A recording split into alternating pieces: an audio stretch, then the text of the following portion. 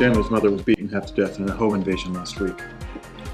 He was granted compassionate leave, but before he could leave Saudi Arabia, somebody handed him $250,000. Told him if he delivered it to a specified location in Los Angeles, they wouldn't finish the hit on his mother. He was an easy target.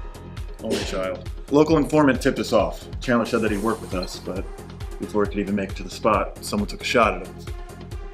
Kid panicked. He tried making it home to his mother in West Virginia. Made it as far as DC. So it's not just about a dead Marine. No, I think it has to do with an arms deal case we've been working over there. I want you to liaise with them. Pick an agent to go with you. San Diego? No, Los Angeles. OSP. Yeah, is she still the agent in charge there? Gonna be a problem? No, but she might. Well, you're on the same team. Work it out.